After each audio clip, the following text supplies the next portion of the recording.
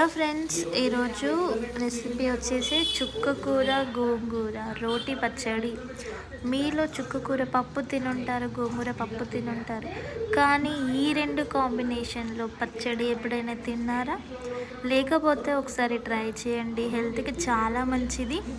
ముందుగా చుక్కకూర మంచిగా శుభ్రంగా కడుక్కొని ప్యాన్లో వేసుకొని దాంట్లో ఒక చిన్న ఆనియన్, టమాటో వేసుకోవాలి. ఇవన్నీ బాగా వేగాక గోంగూర కూడా వేసుకొని కలుపుకోవాలి. ఇది చల్లారాలి. ఆలోపు మనం పచ్చిమిర్చి, పల్లీలు ఇవన్నీ వేపుకొని పక్కన పెట్టుకోవాలి. దాంట్లో రాళ్ళ ఉప్పు, అంటే సన్న ఉప్పు కాదండి, రాళ్ళ ఉప్పు వేసుకోవాలి.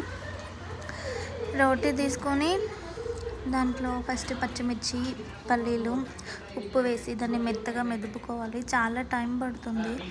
మిక్సీలో అయితే ఒక 2-3 రౌండ్లకు అవుతుంది, కానీ మిక్సీ టేస్ట్ వేరు, రోటి పచ్చడి వేరు. అందుకే రోటి పచ్చడి ఈ జనరేషన్లో ఎవరు చేయడం లేదు, ఎందుకంటే చాలా కష్టం, చాలా టైం తీసుకుంటుంది. కాబట్టి మనమైతే ఆ మిర్చిని, పల్లీలని మెత్తగా ఇలా పేస్ట్ చేసుకోవాలి.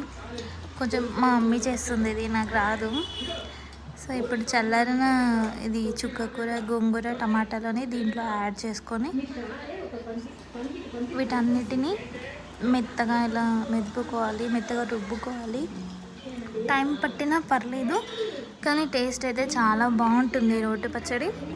ఇలా మెత్తగా అయ్యాక చూడండి ఎలా ఉందో, ఇలా చేసుకోవాలి. కమ్మటి నూరు రుంచి చుక్కకూర గోంగూర పచ్చడి రెడీ అవుతుంది. దీనికి మనం ఒక చిన్న గిన్నె తీసుకొని దాంట్లో ఆయిల్, పప్పులు, పోపు దినుసులు అన్నీ వేసుకొని పోపు వేసుకొని దించేసుకోవాలి. అంతే అండి, రెడీ. వేడి వేడి అన్నంలో వేసుకొని తింటే బాగుంటుంది. నచ్చితే ట్రై చేయండి మీరు కూడా. అమ్మ చేతి వంట. Thanks for my channel. Please like, share and subscribe my channel.